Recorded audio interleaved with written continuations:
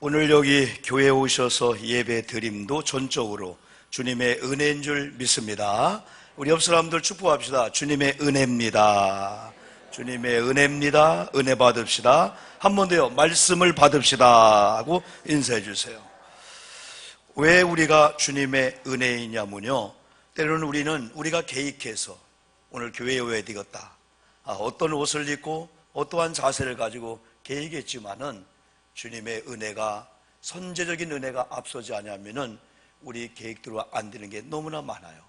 갈라디아서 시편 65편 4절 말씀 보니까 이런 말씀이 있습니다. 주께서 택하시고 가까이 오게 하사 주의 뜰에 거하게 하신 사람은 복이 있나이다. 누가 복이 있느냐?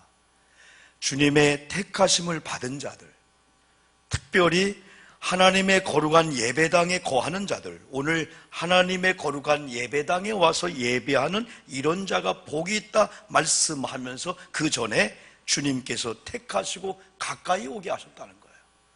다시 말하면 주님이 저와 여러분을 택하셨기 때문에 오늘도 주님이 저희들을 가까이 오게 부르신 줄 믿습니다. 주의 은혜가 아니면 안 돼요. 우리는 지난 일주일을 살면서 나라에 되어진 일들, 개인의 모든 일을 볼 때 주님의 이 도우심을 필요로 하고 있고, 인간의 머리와 인간의 생각으로 안 되는 게 너무 많이 있다고 하는 걸 우리는 많이 경험합니다. 그래서 여기 교회 오심도, 오늘 예배드림도 오직 주님의 은혜인 줄 우리가 알고 인사를 먼저 나누게 된 겁니다. 여러분, 복 중에 복은 하나님께서 택하신 저와 여러분들이 하나님께서 오라, 가까이 오게 하셔서 하나님의 성령에 이끌림 받아서 하나님의 거룩한 이런 제단에 와서 예배드림이 복 중에 복인 줄 믿습니다. 따라합시다. 나는 복 있는 자다. 이미 복을 받았다. 복 있는 자입니다. 이미 주님의 택함 받은 자잖아요. 주님의 이끌림으로 인해서 왔다고 우리가 믿고 있잖아요. 창세기 보면은 여러분 중요한 말씀이 있습니다. 하나님께서 아담을 창조한 다음에 심히 보시기에 좋았다 하셨는데 아담은 어쩐 일인지 하나님의 보시기에 좋았던 그 모습보다도 외로운 모습이었었어요. 그래서 하나님이 아담의 오른쪽에 갈비뼈를 취해가지고 하와를 만들어서, 따라합시다, 하와를 이끌어 아담에게로 데려왔다고 말씀해주고 있어요. 하나님이 하와를 이끌어서 아담에게로 데려왔더니 아담은 물어보지도 않고 하나님이 상의도 안 했거든요. 그런데도 이는 내 뼈 중에 뼈요 살 중에 살이다 하면서 한 몸임을 고백하면서 아름다운 이 부부 공동체가 여러분 됩니다. 이끌지 않으면은 요한복음 6장 38절 전후에도 하나님께서 잃어버린 영혼들이 있잖아요. 하나라도 잃어버리지 않는 것이 하나님의 뜻이면서 하나님이 이끌지 아니하면은 하나님께 올 자가 없다는 거예요. 오늘 저와 여러분이 가장 축복 중의 축복은 오늘도 성령님의 이끌림과 하나님의 이끌림에 오신 줄 믿습니다. 복 있는 자입니다. 주님이 우리를 택하시고 가까이 오게 하사 주의 뜰에 거하게 하신 사람은 복 있나이다. 우리 장로님도 기도하셨지만은 사순절 십자가 하면은 예전에는 그냥 우울하고 슬프고 그냥 검정옷 신어 입고 금식하면서 그냥 징징대면서 사순절을 보내는 걸 생각했는데 사순절의 의미를 알고 나보니까 이게 능력이란 말이죠. 여러분, 십자가가 구원받은 우리에게는 능력인 줄 믿습니다. 십자가 능력이란 말이에요. 그러나 구원을 받지 못한 자들에게는 십자가를 가리켜서 미련한 것들, 미련한 자들. 기독교는 십자가 예수를 죽게 했단 말이에요. 죽음으로 끝났다는 겁니다. 그러나 수많은 사람들은 십자가를 가리켜서 미련하다, 다시 말하면 십자가를 자랑하고 십자가 믿는 성도를 가리켜서 미련한 성도라고 합니다. 여러분, 이 시간도 돈 벌러 가야 되지요. 이 시간 예식장 인사하러 가야 되지요. 이 시간도 여러분 펜션 얻어서 놀러 가야 되지요. 얼마나 여러분 좋은 조건들이 많이 있습니까? 안 믿는 자들이 볼 때는 미련한 자가 저와 여러분이라는 거죠.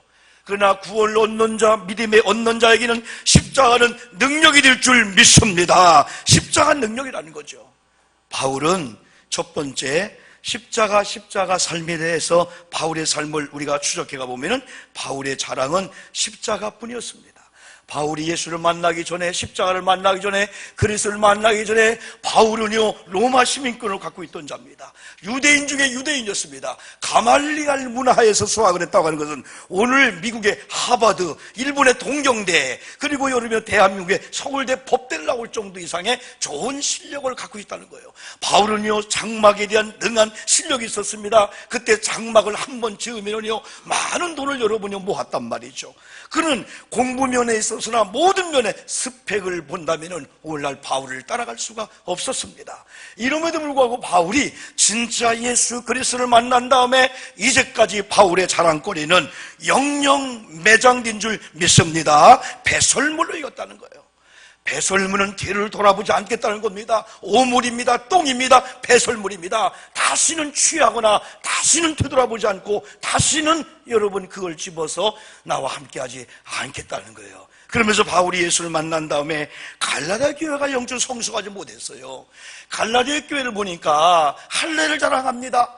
오늘 성경 14절 말씀만 보아도요 상반절, 중반절, 하반절만 말씀 보아도 은혜 드리는데요, 그 전에 11절, 12절, 13절 보니까 육체의 모양을 내려 하는 자들이 있다 합니다.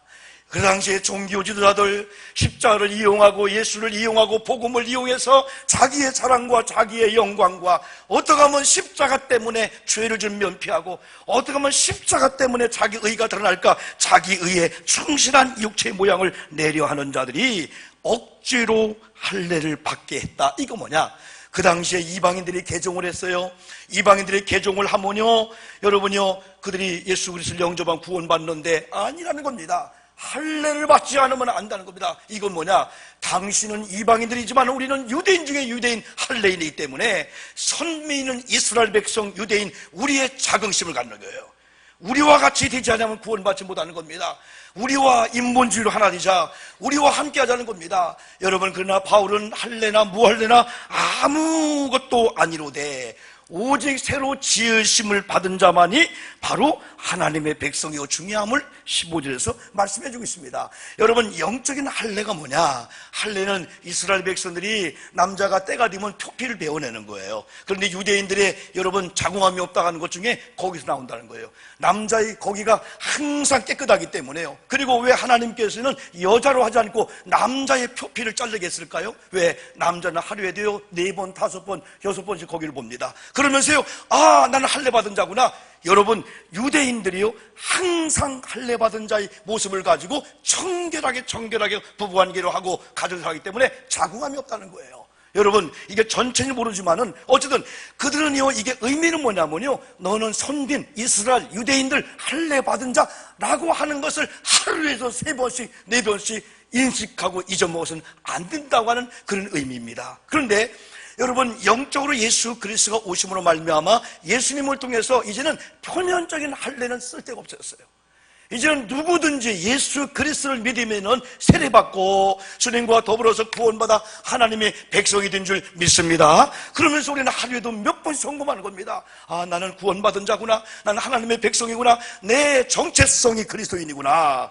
여러분, 그리스도인이 그리스도의 옷을 벗어버리고 그리스도의 아이덴티 정체성을 버려버리고 우리가 세상에 가서 흥청망청 살면 안 되잖아요.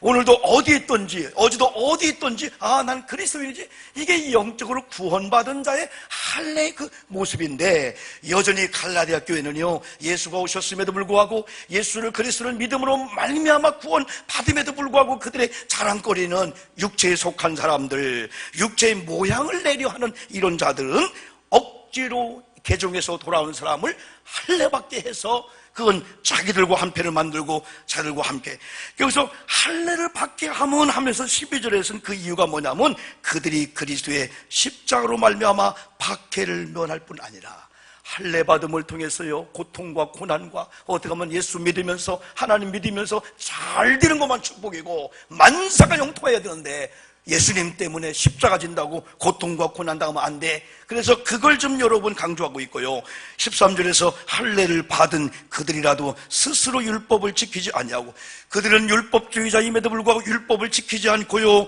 너에게 할례를 받게 하려는 것은 그들이 너의 육체로 자랑하게 하려 합니다. 그들은 보여지는 표면적인 거, 육체 선민 이스라엘 백성이라고 하는 이거 하나 자랑하면서 무슨 죄를 짓든지 내면에 들어가서는 하나님을 섬기고 예배하는 건 빵점을 맞아도 아무 상관이 없다는 거예요.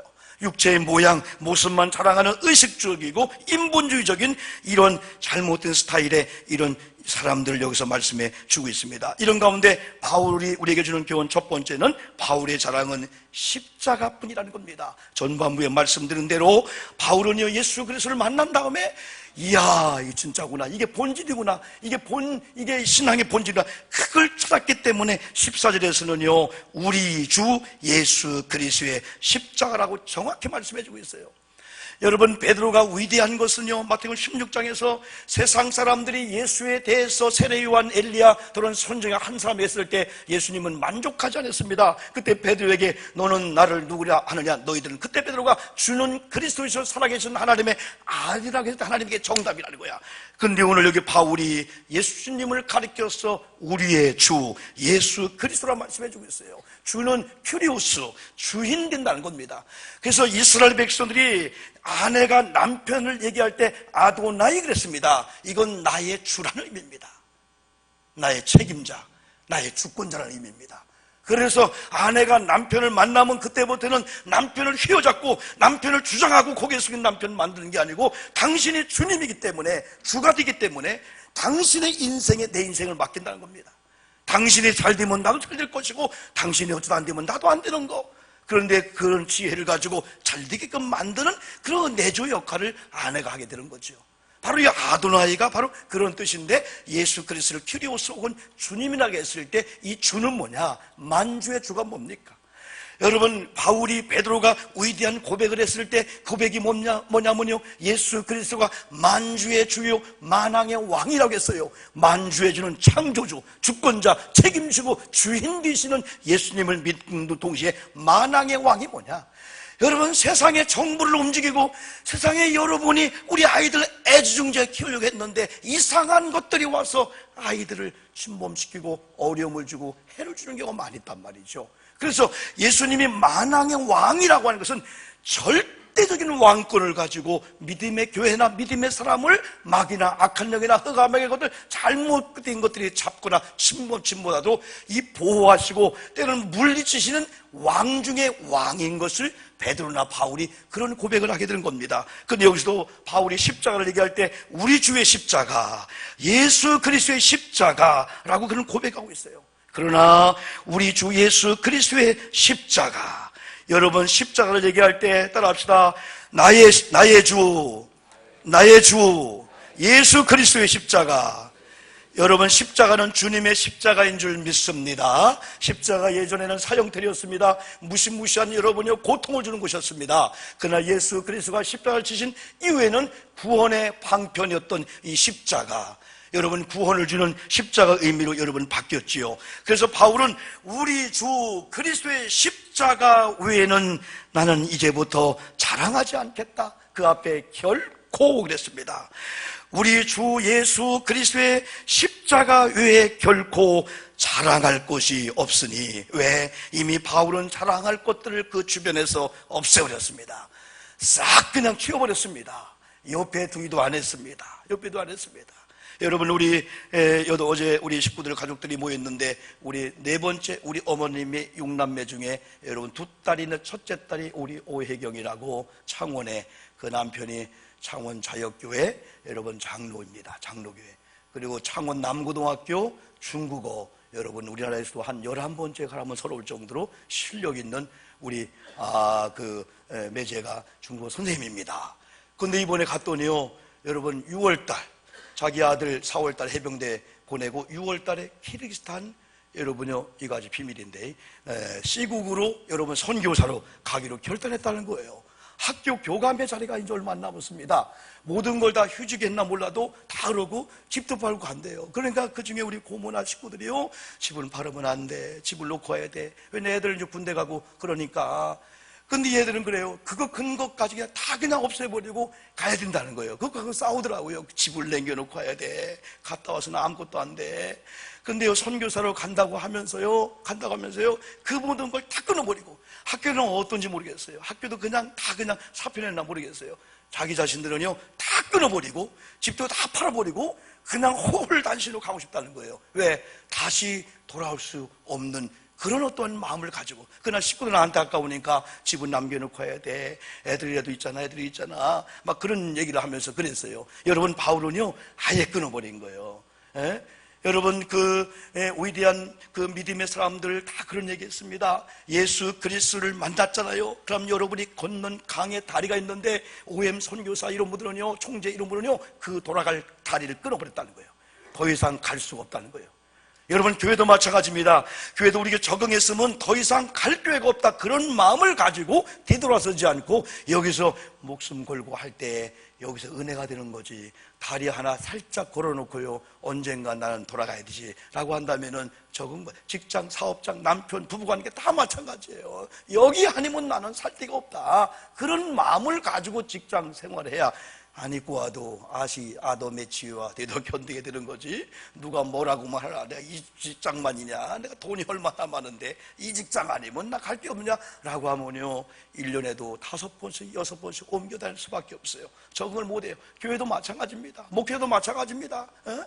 사랑하는 성도 여러분, 바울은요, 그래서 결코 우리 주 예수 십자가 외에는 자랑할 것이 없도다라고 이렇게 말했어요. 주변에 의지할 게 없다는 거예요. 더 이상 자랑할 것이 없도록 그렇게 완전히 만들어 버렸다는 겁니다.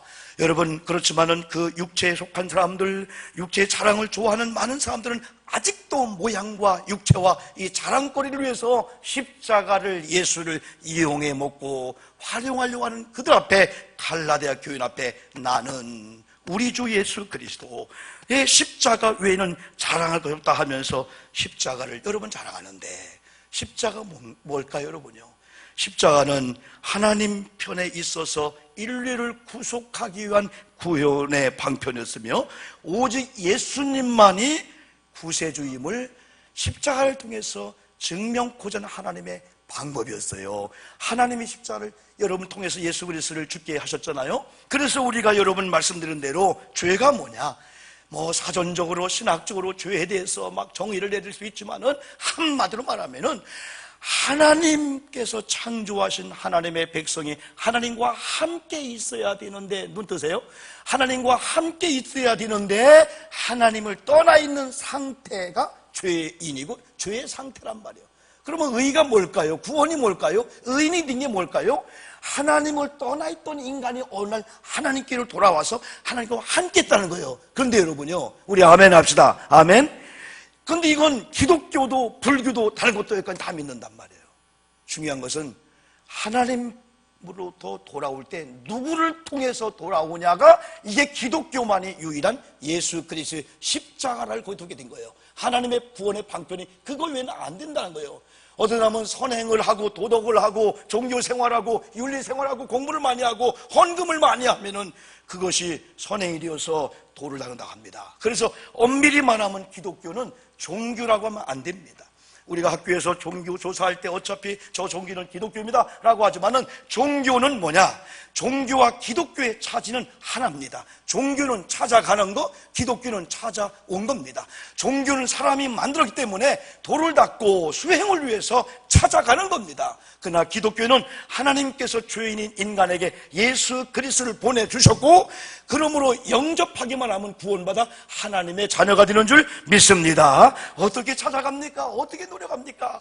구원받은 분들이 은혜로 구원받아 하나님의 자녀가 되었으니 어찌 찬양 안 할까? 어찌 도덕적으로 윤리적으로 모든 면에 깨끗이 아니할까? 그게 열매로 따라오게 되는 거죠. 도덕이 깨끗한 삶이 구원의 그런 여러분의 구원의 어떤 방법이 아닙니다. 구원은 은혜로 받았는데, 예수 십자가 보혈에 예수 그리스도를 영접하여 구원받았는데, 이제는 예수 그리스도의 은혜로 사랑으로 살기 때문에 깨끗한 영적인 삶을 살 수밖에 여러분 없죠. 여러분, 우리들에게 있어서 두 번째 바울이 우리에게 주는 이 교훈은요, 바울은 십자가의 삶을 살았습니다. 십자가를 자랑할 뿐 아니라 실제 그의 삶 속에 십자가의 삶을 사는데 14절 중반절 말씀을 보면은 이런 말씀이 있습니다. 그리스도로 말미암아 세상이 나를 대하여 십자가에 못 박히고, 그리스도로 말미암아 세상이 나를 대하여 십자가에 못 박히고 내가 또한 세상을 대하여 그러하니라. 저는 이렇게 봅니다. 이게 뭐냐, 바울이 세상 사람들에 의해서 십자가에 매달려 죽었다는 거예요. 더 나아가서는 나도 세상을 십자가와 함께 매달려 죽었다는 거예요. 이게 뭡니까? 저는 이걸 가르쳐서 크리스찬들이 구원받으면 모든 걸 십자가 구속의 주님과 연관시켜야 되는 거예요. 예수님의 십자가를 만나면서 십자가와 상관이 없는 모든 걸 버렸더니, 그러면서 십자가만 자랑하고, 십자가 앞에 세상도 죽고 나도 죽었으니까 영영 옛 생활과 그 더러운 욕심과 이것들을 매장시켜버린 거예요. 이제는 아무것도 없는 거예요. 어떻게 삽니까? 이제부터는 십자가를 자랑한 바울을 십자가가 자랑하고 책임져 주시는 말씀으로 받아야 될 줄 믿습니다. 이제는 세상에 더 이상 매력 두지 않고, 세상에 근심을 두지 않고, 일부 예배에 나온 권사님들 중에 제가 그래서 몇 분 물어봤습니다.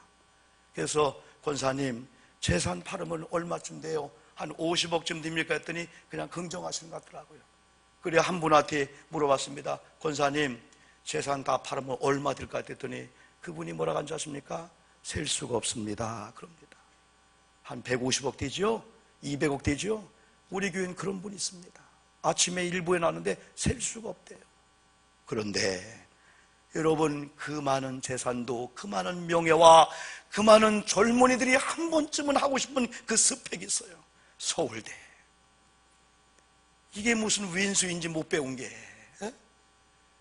아니면 돈, 아파트 52평이 무슨 왼수인지 그게 목적입니까? 인생이 어떻게 하다 보니까 복 받아 살게 되는 거지. 어떤 사람은 뭐 자동차, 여러분 저도 8개월 타니까 여러분 좀 더 좋은 거 타고 싶은 마음이 생기는 거예요. 어쩔 수 없어요. 뭐가 그게 자랑이고 그게 목적입니까? 그게요. 응? 얼굴 이쁜 거, 뭐 날씬한 거, 아니면 키가 큰 거, 키 크고 키 작아봤자 그 원할 때 그뿐이지, 이미 크면은요 그게 또 그겁니다.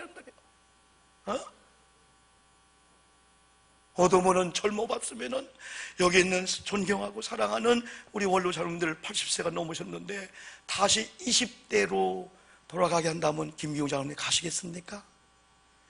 대답 안 하시네요. 어떤 분이 목사님 왜 그런 질문 합니까?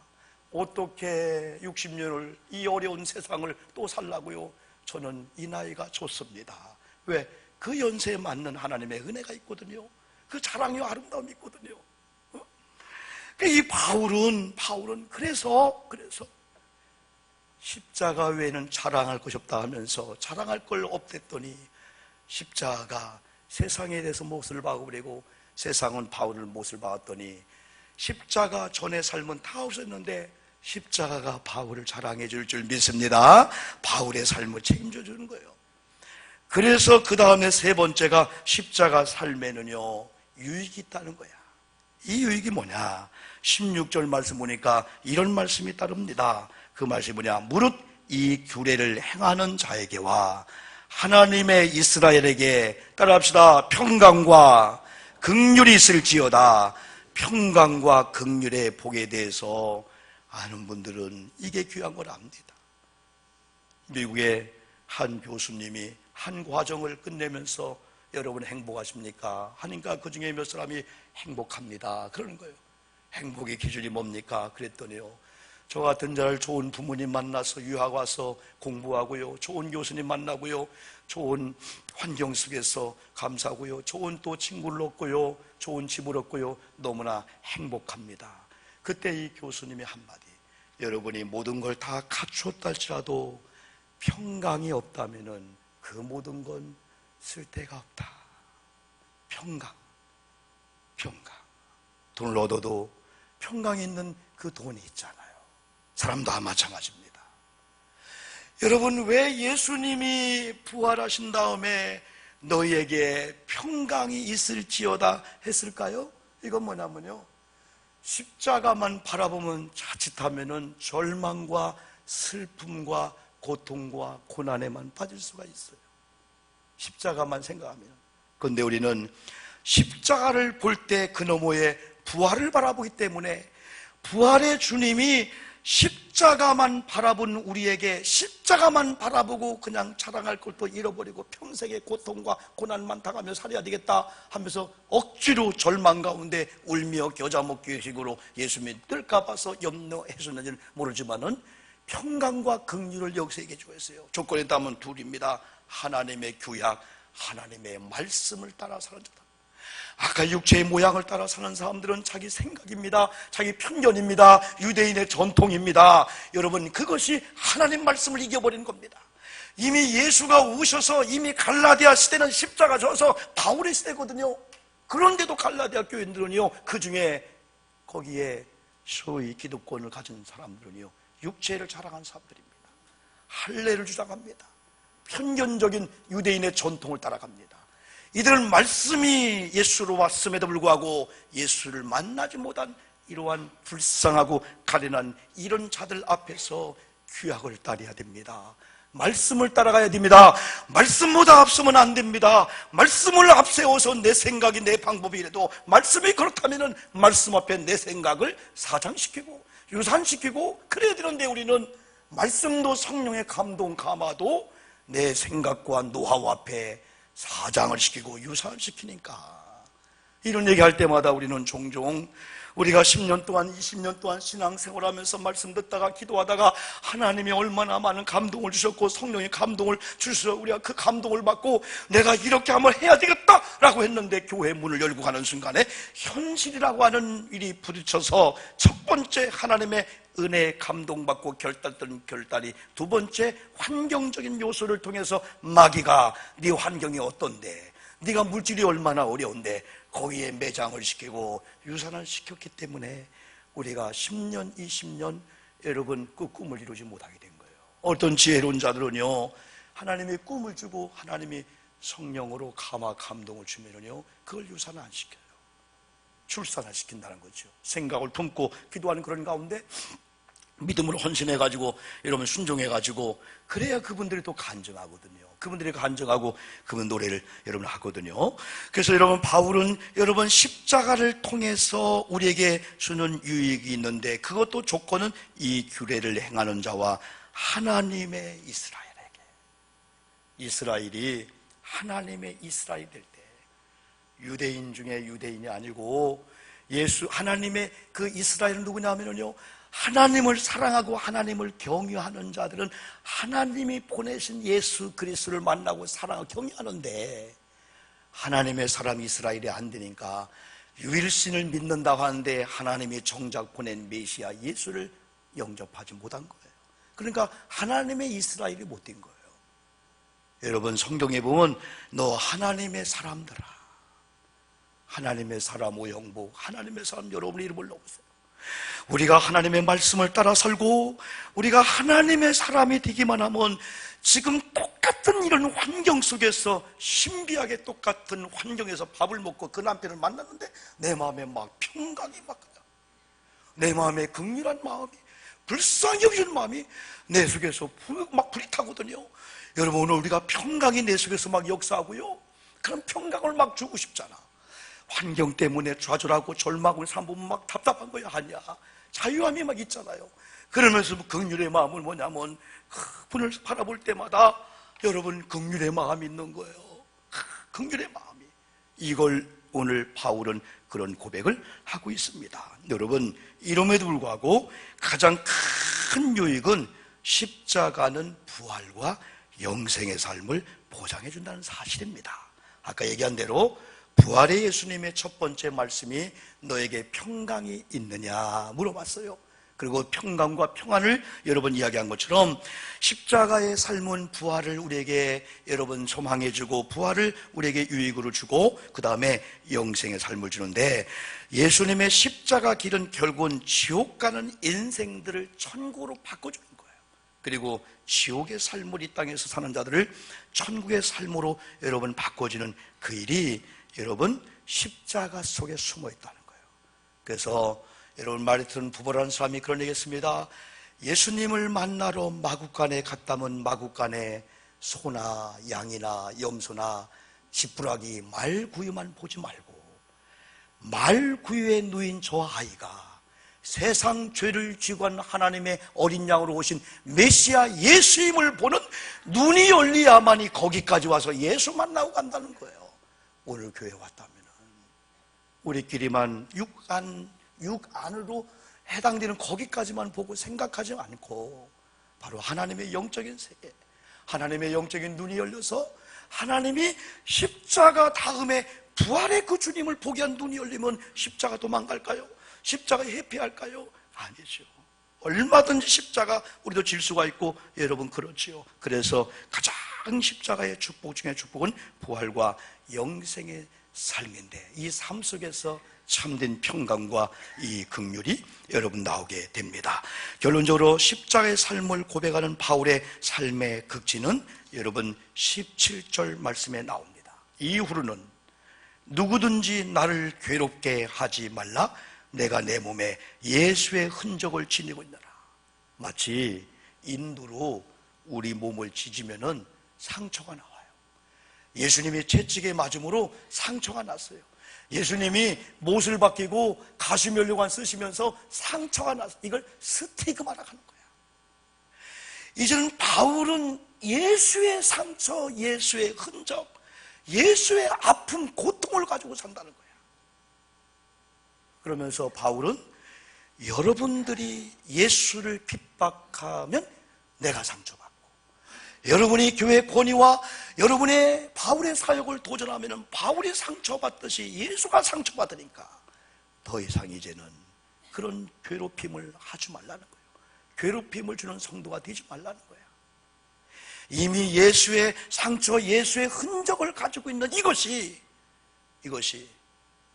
핍박 때문에, 혹은 예수님의 그 상처를 우리가 믿음으로 받아들여서 나는 예수의 십자가 사람이야, 이 흔적은 뗄 수가 없어, 십자가의 삶을 산다는 고백인데, 그러나 여러분들이 나를 괴롭히지 말라는 거예요. 여러분들이 내 몸이 어떻다고, 눈에 안질이라고, 설교가 어떻다고, 다리 안짱다리라고, 키가 얼마라고, 그거 뭐라 하지 말래. 그걸로 인해서 괴롭힘을 당하는, 나는 이미 예수의 흔적, 예수의 상처를 스티그마를 받았기 때문에 더 이상 교회에 대해서, 이런 권위자에 대해서 도전하거나 그거 하지 말라는 그 메시지요. 갈라디 교회가 그런 육체에 강한 사람들은 영적인 바울의 모습을 안 보고 바울의 육체의 모습을 보니까 비난하고 할 수밖에 없었습니다. 사랑하는 성도 여러분, 결국은 뭐냐, 바울은 이 육체의 흔적, 예수의 흔적을 가지고 가서 결국은 복음을 전하는 사이의 삶을 산다는 거야. 가서 예수를 자랑하고, 이제 가서 막 복음을 증거하는 거. 결국 십자가만 자랑하는 바울의 삶은, 그의 일생은 복음을 전파하는 삶을 살 수밖에 없었고, 그가 가는 곳곳마다 복음이 전파되었고, 그가 가는 곳곳마다 교회가 세워진 줄 믿습니다. 교회가 무너지지 않았습니다. 바울은 교회를 무너뜨린 자가 아니었습니다. 바울은 하나님의 권위에 도전한 자가 아니었습니다. 바울은 복음을 전한 자였고, 바울은 또 교회를 세운 자였단 말입니다. 이 땅에 교회를 세우는 것이 얼마나 귀한 일인지, 여러분, 이런 예배당을 세우는 일도 중요하지만은 한 영혼이 구원받지 못한 상태에서 여러분의 전도를 통해서 여러분 구원받으면 성령의 전이기 때문에 한 명이 세워지면서 두 명, 세 명이, 그러면 교회가 형성되는 이 에클레시아, 디아스포라, 이 교회의 역사가 거기서 여러분 나오게 되는 겁니다. 사랑하는 성도 여러분, 때는 주님은 복음을 증거하다가, 마태복음 우리가 성경 통독을 계속하죠. 5장 10절 12절, 예수 때문에 핍박을 받을 수 있는데, 예수 때문에 핍박을 받는 자가 복이 있다라고 팔복을 얘기하면서 추가로도 얘기했어요. 복음을 위해서, 십자가를 위해서 여러분 복음을 이렇게 핍박을 받는 이런 자가 바로 복이 있다, 이렇게 말씀해 주고 있습니다. 그러므로 여러분 사순절을 우리가 보내면서 이름에도 불구하고 여러분 자랑할 것이 없다고 기죽지 마시고, 자랑할 것이 없는데 그걸 억지로 만들려고 하다 보면 실제적인 잃어버립니다. 영적인 실제 자랑할 걸 다 잃어버려요. 어떤 분은 자랑해야 될 십자가는 눈에 안 보인다고 옆에 두고요, 자랑해서 사람들이 자랑으로 듣지도 않는 그 스펙을 얻으려고 산천 초목을 찾아다니는 헛수고이 얼마나 많죠. 우리는 영적 인생들이 여러분 부족하면 어떻습니까? 공부를 못하면 어떻습니까? 가난하면 어떻습니까? 병들어서 어떻습니까? 그게 또 자랑이 될 수가 있어요. 나는 나의 약함을 자랑한다. 왜? 강하신 예수가 함께하면 내가 자랑한 그 약함이 많은 사람에게 간증이 됐다는 거예요. 나는 못 배웠기 때문에요. 나는 유산을 물려받지 못하기 때문에, 나는 병들었기 때문에요. 자랑할 것이 없는데 예수 만나고 예수의 강한 예수께 붙어있기만 했더니 예수가 내 인생을 이렇게 만들었습니다 하면서 간증할 수 있는 그 하나의 약점이고 계기가 되는 걸 여러분 또 있다는 거예요. 오늘 이 말씀을 굳게 붙잡고 사순절 두 번째 주를 지나면서 자랑거리가 바뀌어지는, 자랑거리가 있는 여러분 되어서 이제는 십자가가 예수님을 십자가를 자랑하는 여러분과 가정과 여러분 자녀 교회를 자랑해주는 이런 축복의 삶을 살기를 주님의 이름으로 축복합니다. 할렐루야, 아멘. 3분만 기도합니다. 아픈 자는